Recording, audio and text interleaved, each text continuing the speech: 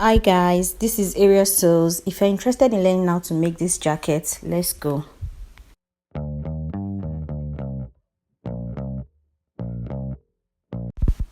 Alright, now let's get into it. The first thing I will do is to fold my fabric into 4 because I intend to cut the front and back together.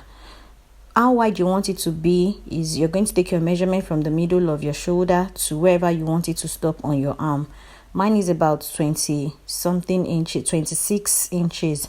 So I removed 6 inches and from the width, and I removed 6 inches from the length. So what I have left after deducting 6 inches is what I'm going to be measuring out on this fabric. So the length minus 6 inches and the width, how wide it is, minus 6 inches.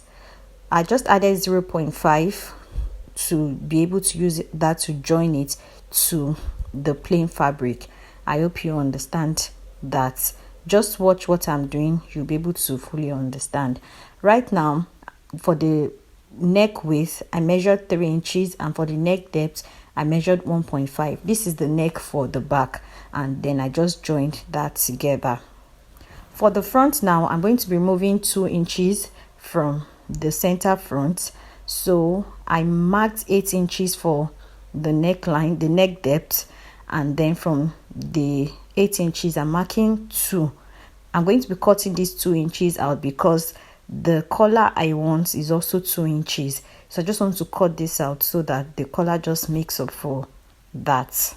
So I'm just ruling that together, and then the 8 inches I'm ruling it into the neck width. Right now I will just cut it out just as I'm showing, but before I cut that out, I'll just cut out the length and the sides first.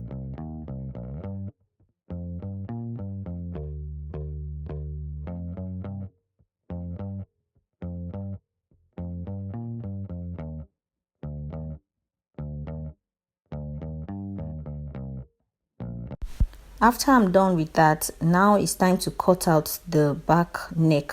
Please don't make the mistake of cutting out the front neck yet. So I'm cutting out the back neck, which is the 3 inches by 1.5 inch.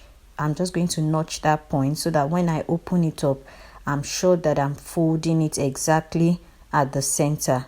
So right now, I'm just folding that, and I'll be cutting out the neck from the 3 inches neck width to the entire 2 inches that I took out. Just watch what I'm doing, you will understand. But then I left 0.5 inch to use to join the collar. So just watch how I'm cutting it, that I left 0.5 from the chalk mark, and that's I'm going to use it to join the collar. After cutting this out, the body of the jacket is ready, and this is what I have after cutting it out.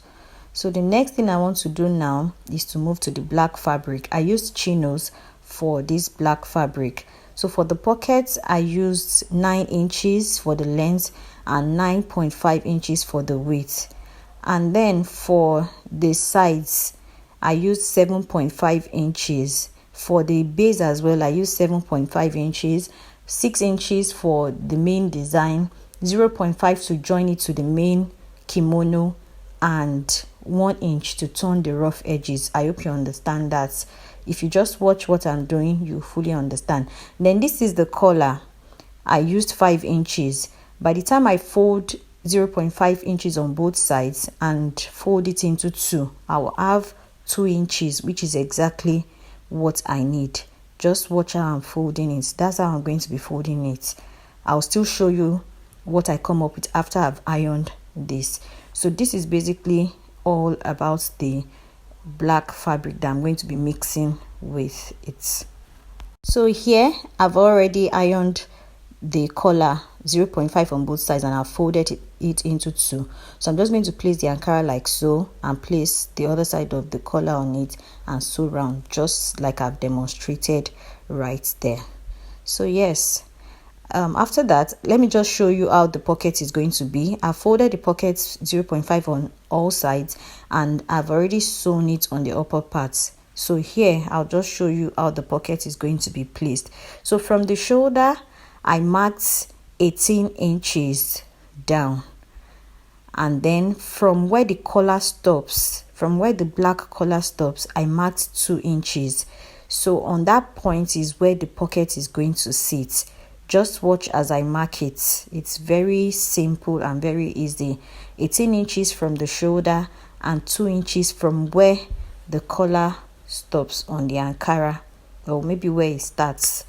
So that's where the pocket is going to sit.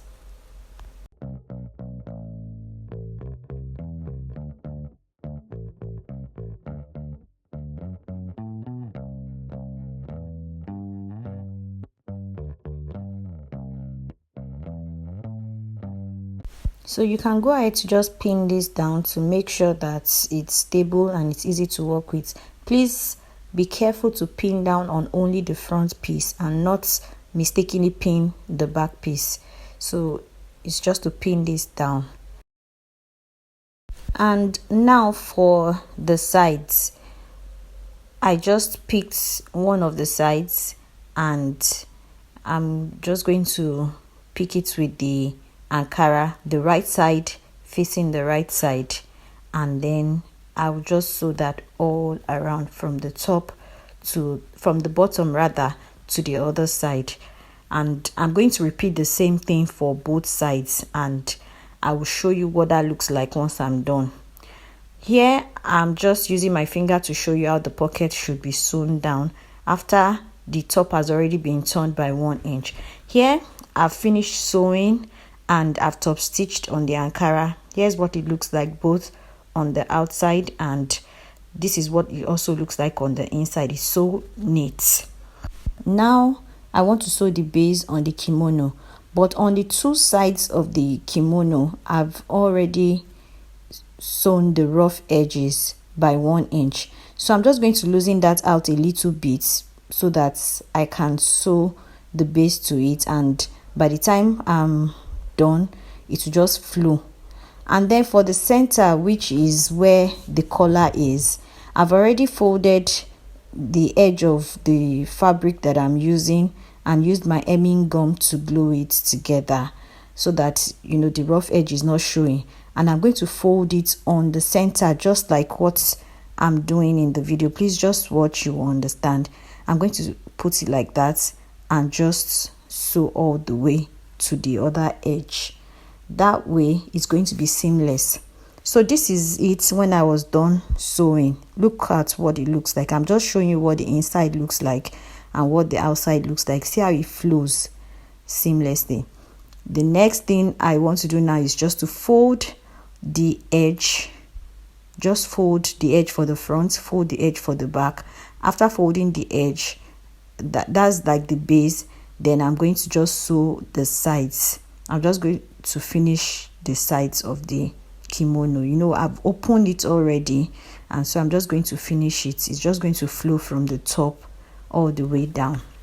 After binding all the rough edges and sewing everything, this is the last step.